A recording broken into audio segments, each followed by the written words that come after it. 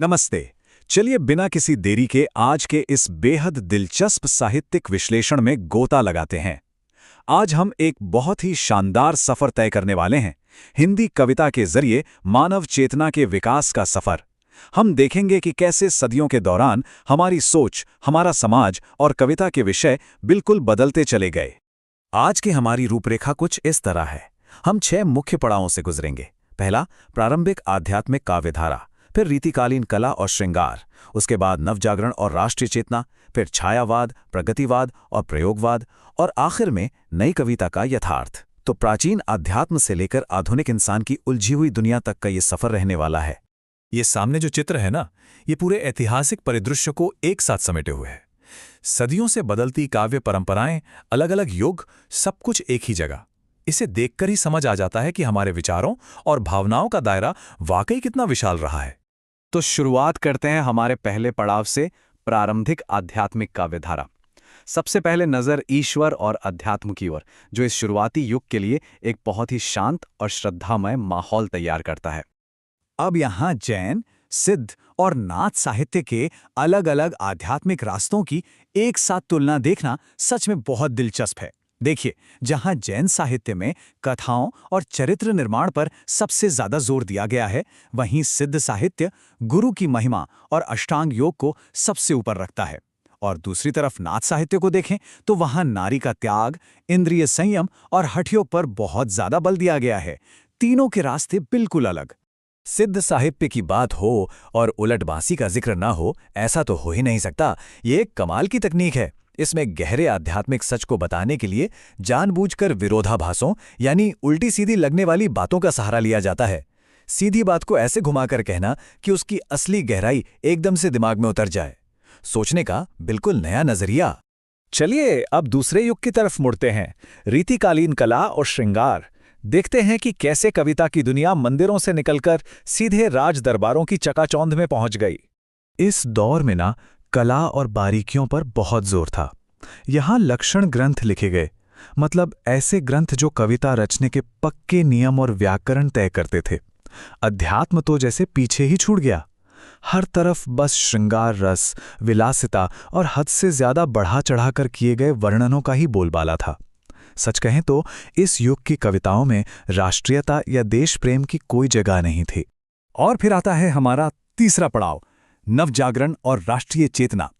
यहां से साहित्य का सुर एकदम बदल जाता है, क्योंकि अब कविता समाज की कड़वी सच्चाइयों के प्रति जागने लगी थी। ये बदलाव कितना बड़ा और अचानक था, इसे ऐसे समझिए।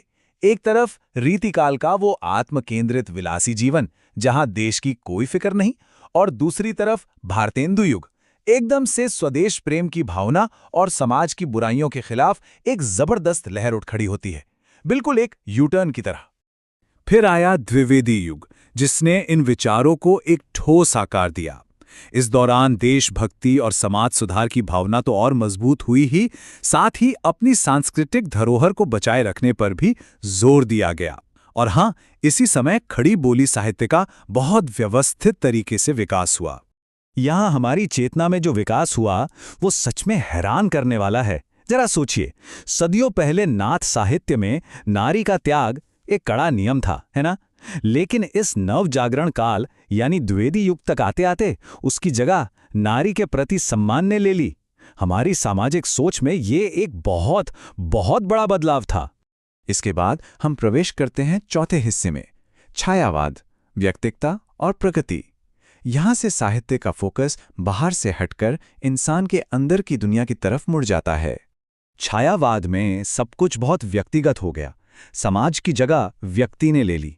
कल्पना की उड़ान और प्रकृति का इतना सुंदर और बारीक चित्रण शायद ही कहीं और मिले। मानवीय सुंदरता का एहसास और वेदना की विवृति, मतलब अपने अंदर के दर्द और पीड़ा को बहुत ही कलात्मक और छू लेने वाले अंदाज में बयां करना, इस युग की सबसे बड़ी पहचान बन गया। आगे बढ़ते हैं 5वें पड़ाव की ओर, प्रगतिवाद और प्रयोगवाद।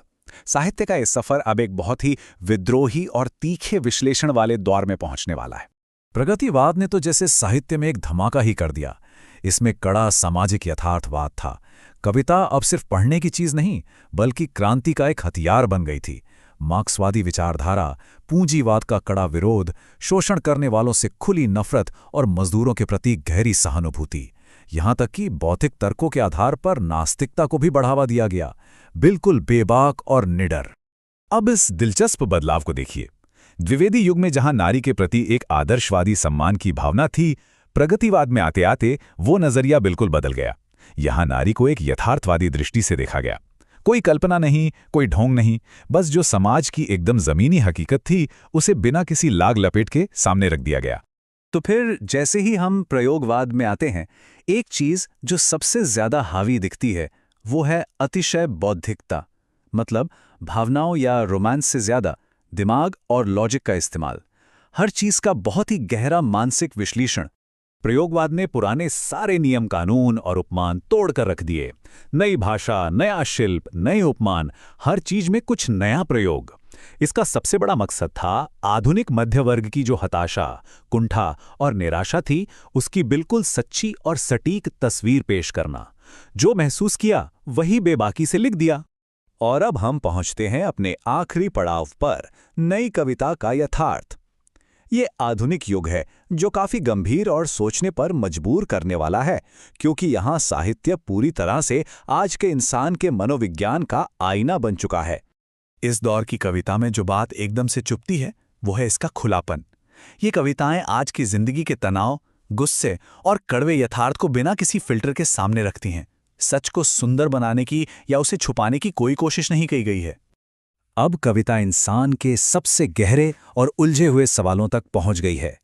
लघु मानव दर्शन, यानी एक आम आदमी के छोटे छोटे रोजमर्रा के संघर्ष, मोहभंग, निराशा और अपने वजूद को तलाशने की बेचैनी, अस्तित्ववाद और आधुनिकता के यही स्वर इस नई कविता की सबसे बड़ी पहचान है। तो हमारा ये ऐतिहासिक सफर एक बहुत ही गहरे सवाल पर आकर रुकता है। जरा सोचिए, साहित्य की ये बदलती प्रवृत्तियां हमें मानव समाज के विकास के बारे में आखिर क्या बताती हैं? ये साफ दिखाता है कि कविता सिर्फ कागज पर लिखे शब्द नहीं है, ये हमारी सोच, हमारे समाज और हमारे क्रमिक विकास का सबसे सच्चा आईना है। इस दिलचस्प चर्चा में शामिल होने के लिए बहुत बहुत शुक्रिया। हमेशा सीखते रहिए।